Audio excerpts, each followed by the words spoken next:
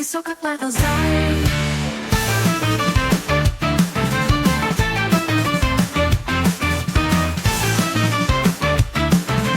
Sen beni sokaklarda zar.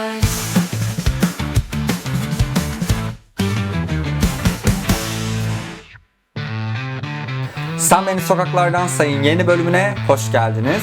Ben Servet. Ya da bir dakika şey mi demeliydim? Ciao a tutti, benvenuti sul mio canale. Sono Servet.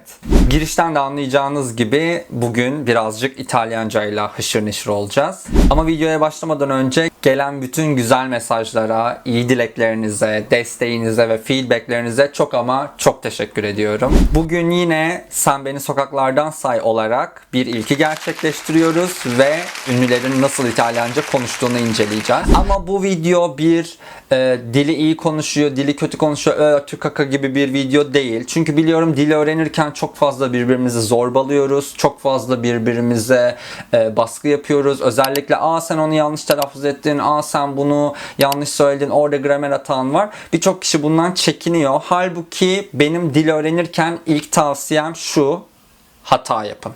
Çünkü dil öğrenmek de tıpkı başka bir aktiviteyi öğrenmek gibi aslında hata yapa yapa öğrenebileceğiniz bir şey. Bir kası geliştirmek gibi. Mesela nasıl ki koşmaya başlamadan önce emekledik, yürüdük ve sonra koştuk ve bu sırada defalarca kez düştük. Dil öğrenmek de bunun gibi bir şey. O yüzden birinci tavsiye: hata yapmayı öğrenin. Hata yapmaktan asla korkmayın. Dolayısıyla bu videoda biz ünlülerin İtalyancayı nasıl kullandıklarını, nasıl konuştuklarını, dili ne kadar bilip bilmediklerini konuşacağız. Ve hata yapmalarıyla ilgili zaten hiçbir problemimiz yok. O halde hazırsanız videoya başlayalım. İlk videoda Esra Dermancıoğlu'nu ve İpek Yalova'yı görüyoruz. Bence tam bu söylediğim şeylere inanılmaz iyi bir örnek video bu. Yani eğer rahatsanız, hata yapmaktan korkmuyorsanız bakın nasıl akıcı konuşuyorsunuz. Ve biraz biliyorsanız ama böyle o baskıyı, o zorbalanmayı üzerinizde hissediyorsanız nasıl konuşamıyorsunuz. Bu video içerisinde iki örneği de görüyoruz. O yüzden bir izleyelim. Her iki ünlünün de nasıl konuştuğuna bir bakalım. Pizza, pasta, per guardare bella Italia, bella ragazzi, ciao Italia. Esra ya. Hai mangiato la pizza, la pasta, hai visto dei bei ragazzi, tutti. Gördünüz mü ne kadar rahat. Yani bence Esra Dermancıoğlu İtalyanca bilmiyor. Öyle hissediyorum konuşmasından. Ama bu basic şeylere çok hakim. Yani belli ki A1, A2 düzeyinde konuşabiliyor gibi duruyor. Ve gördüğünüz gibi mesela programa katılmış, İtalyanca bir röportaj vermiş. Programda da yer yer İtalyanca konuşuyor ama sonra hemen Türkçe konuşmaya geçiyor. Hiç kompleksi yok, hiç hata yapacağım korkusu yok. Tam olması gereken dil öğrencisi. Sì, come dicevo, amo molto l'Italia. Gördünüz mü? Ho Mesela burada studiato per 4 Türkçe anni nel konuşuyor. Canton Ticino, in Svizzera. Non ho imparato l'italiano, ma avevo un fidanzato. Erkek arkadaşı olduğu için zaten. Un amore, Bildiğim siciliano. kadarıyla Esra Dermancıoğlu Fransızcayı çok iyi biliyor. Muhtemelen bir Fransızca-İtalyanca bağlantısı oradan da var. O da işini kolaylaştırıyor olabilir. Bir de Melike İpek Yalova'ya bakalım. Videoyu biraz ilerletiyorum. Şuralarda galiba konuşuyor. E ha ragione. Anche tu sei stata in Italia a studiare. Sì, sono stata a Roma per 2 anni, quindi capisco tutto, ma quando Tam parlo, dediğim şey. io parlo piano, quindi preferisco parlare in turco o Tam dediğim şey bakın 2 yıl Roma'da öğrenci olmuş ve eminim Esra Dermancıoğlu'ndan dili çok daha iyi biliyor. Ama gördüğünüz gibi konuşurken o akışkanlık yok. Yani o hata yapacağım korkusundan muhtemelen böyle zaten kendi de diyor. Diyor ki her şeyi anlıyorum ama çok yavaş konuşuyorum diyor. Tam söylemeye çalıştığım şey bu. Yani eğer siz üzerinize baskı, stres hissederseniz dili ne kadar iyi bilirseniz bilin konuşamıyorsunuz. Buna hiç gerek yok. Gerçekten buna hiç gerek yok.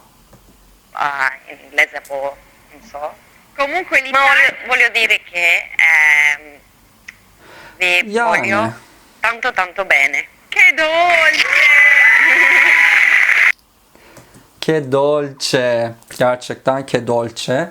Dediğim gibi Melike İpek Yolova dili biliyor muhtemelen. Yani biraz hakim. Ama o çekingenlik ve baskıdan dolayı dili akıcı bir şekilde konuşamıyor. Sakın. Sakın. Korkmuyorsunuz. Çatır çatır dili konuşuyorsunuz. Hiç kimse de umurunuzda olmasın arkadaşlar. Hiç gerek yok. Sıradaki ünlü tabii ki İtalyanca denince ilk akla gelen ünlülerden birisi Mehmet Günsur. Eminim çok iyi konuşuyor Mehmet Günsur ama ben daha önce hiç İtalyancasını duymamıştım. Bu videoda bir bakalım nasıl konuşuyormuş. Facendo sia padre che madre a questa figlia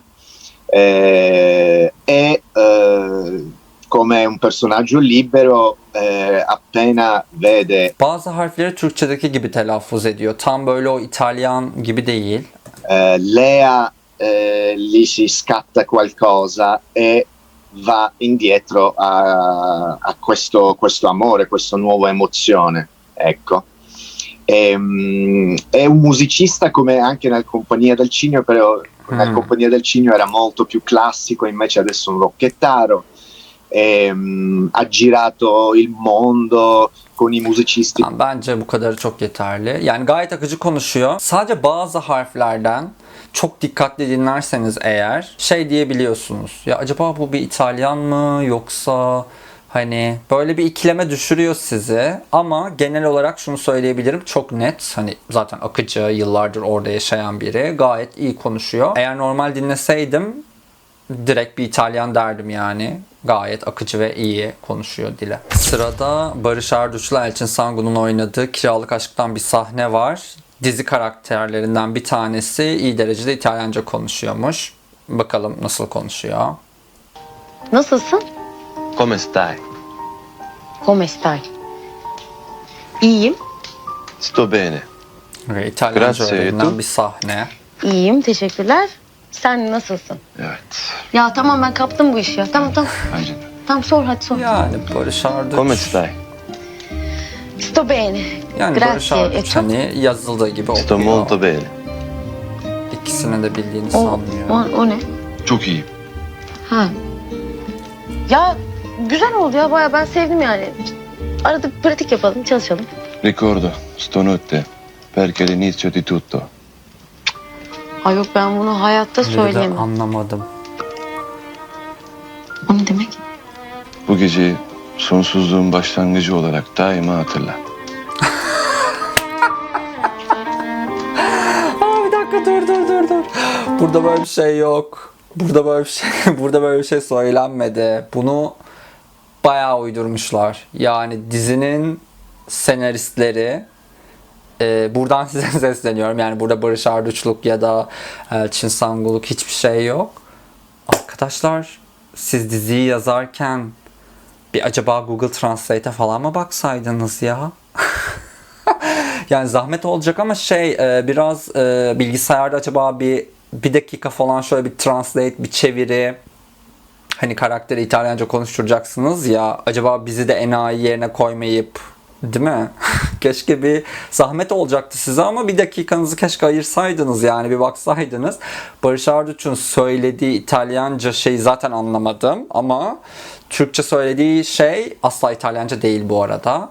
Genel olarak telaffuzu da normal kağıtta yazılan bir şeyi okuyan bir telaffuz. Herhangi bir başlangıç düzeyi İtalyanca öğrencisi gibi telaffuz ediyor. Çok okey yani tabii ki. Zaten ekstra başka bir şey beklemiyorduk. Bu video önemli. Bu video güzel. Adaşımın nasıl İtalyanca konuştuğuna bakacağız burada. Sevgili Füsun Demirel'in canlandırdığı Yalan Dünya'daki Servet karakteri İtalyanca konuşuyor. Bayağı komik bir sahne bu arada. Ama Füsun Demirel'in zaten Perugia Üniversitesi'nden mezun olduğu ya da eğitim aldığı gibi bir bilgi var bende. Emin değilim. Bir bakalım İtalyanca nasıl konuşuyor.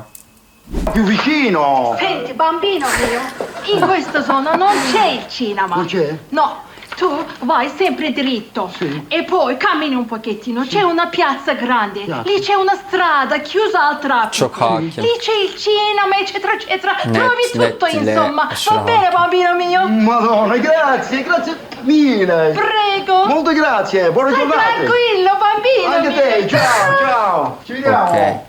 Yani şey çok belli. Az önce Kiralık Aşk'ta bahsettiğim, gördüğümüz o hata burada yok. Hani zaten Füsun Demirel'in bir çevirmen de olmasının muhtemelen katkısı. Ama hani çok zor değilmiş değil mi? Yani gördüğümüz gibi Füsun Demirel çok hakim dile. Çok belli zaten. Gayet doğru ve iyi konuşuyor.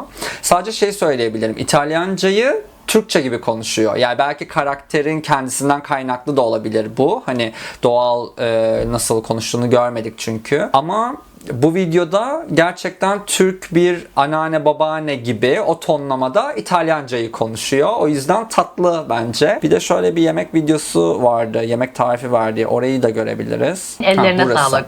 Ay Servet annem o spagetti sosun tarifi ne? Ma non è niente. Tritare le cipolle piccole piccole. Sa. Poi farli rosolare un po' di olio con un po' di zucchero. Dopo aggiungi pomodoro e un spicchio di aglio, sale e pepe. E tutto questo insomma. Dopo aggiungi sopra di spaghetti e tutto finito insomma. Tam dediğim şey yani arkadaşlar. Sanki Türk bir yaşlı insan gibi ama İtalyanca konuşuyor. O yüzden belki hani rol gereği böyle konuşuyor olabilir. İtalyanlar bu konuda biraz hassaslar. İtalyanca melodik bir dil olduğu için aslında tonlama ve vurgular önemli dil için. Hatta eğer çok turistik bir şehirde değilseniz tonlamayı yanlış yaptığınız için bazen anlaşılamayabiliyorsunuz. Tecrübeyle sabit. Servet karakteri İtalya'da böyle konuşsa anlaşılır mıydı? Çok emin değilim yani. Muhtemelen büyük şehirlerde evet anlarlardı ama küçük şehirlerde bu vurgu ve tonlama farkından dolayı anlaşılamama ihtimali var gibi. Bakalım sırada kim varmış? Burcu Esmersoy. Okey. Burcu Esmersoy'un İtalyanca bildiğini bilmiyorum. Ay pomasa burcucime. Yani ben öyle duydum, siz İtalyan seviyorsunuz ya. Eyvah! Genel yani bütün İtalyanları seviyorum diye bir şey. Yani Ama böyle seviyorum sıcaklık tabii ama var o yani. anlam var tabii yani bir İtalyanla evliydim biliyorsun. Tabii evet. Okey, o yüzden muhtemelen. Acaba siz biraz İtalyanca konuşuyorsunuz? Io capisco tutto ma non parlo italiano bene. Ne dedi? Ne dedi? Aramızda kalsın. Aranızda. Sevmediğim adamlarla İtalyanca konuşmam. Bu kadar galiba bu video. Ah, pamuk Evet. bir şey allora. Yani Devam et. Olan bize oluyorsun. yani Burcu Esmersoy'un hani bu kadarlık bir konuşmadan İtalyanca bilip bilmediğini söyleyemeyiz. Ama belli ki bu cümleyi çok kurmuş yani. Hani İtalyanca anlıyorum ama konuşamıyorum cümlesini çok kurmuş. Ama bir şey söyleyemeyiz bence. Sırada Tuğba Büyüküstün var. Okey. Bu da yine bir dizi sahnesi sanıyorum. Bakalım. Yani çok bir umudum yok. Gerçi Tuğba Büyüküstün Ferzan Özpetek'in İstanbul Kırmızısı filminde oynamıştı belki falan ama emin değilim. Bakalım. Aa, okey. Çok severim bu şarkıyı. 50.000 Non basteranno perché musica triste sei tu dentro di me. 50.000 pagine Sesine değil arkadaşlar bu tepkiler. Ay çok kötü.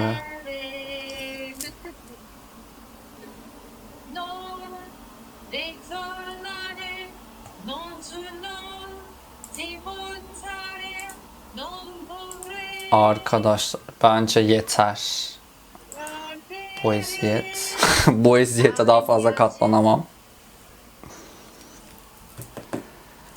Yani Tuğba Büyüküstün'le ilgili söyleyebileceğim şey felaket. Bir, zaten bence ne söylediğini asla bilmiyor. İki, şarkıyı bence hiç dinlememiş. Yani rol icabı da olsa açıp birkaç kez dinlersin değil mi? Şarkıya bir bakarsın neymiş ne değilmiş. Bu bayağı sokaktan geçen herhangi birine hayatında ilk defa İtalyanca okutsan, göstersen bu performans o performans. Yani o yüzden endişelenmenize hiç gerek yok. En kötüsü ne kadar olabilir? Bu kadar olabilir. Bakın cesur olun. Yani insanlar kalkıp dizilerde şarkı bile söyleyebiliyorlar. O yüzden dil öğrenirken, İtalyanca öğrenirken sakın ama sakın korkmayın. Bakın görüyorsunuz gayet büyük bir özgüvenle çatır çatır kalkıp okumuş şarkıyı yani. Tam olarak istemediğimiz bir özgüven. Bakın bu da kötü örnek. Tam olarak istemediğimiz bir özgüven bu da. Bu artık hani tamam dili bilmiyorsun da bir çalışırsın ya arkadaşım, değil mi? Sevgili İtalyanca severler, videonun birinci kısmı burada sona eriyor. Ünlülerin İtalyancalarını değerlendirdiğimiz videonun ikinci kısmına devam edeceğiz. Ancak sizlerin önerileri varsa, vay efendim şu ünlünün de İtalyancayı nasıl kullandığını görmek, duymak isteriz, sen bir değerlendirir, el atar mısın derseniz lütfen yorumlarda belirtin. Önerdiğiniz ünlülerle ilgili de en kısa zamanda bir video çekebilirim. İkinci videoya kadar kendinize dikkat edin. Ciao ciao ragazzi, alla prossima.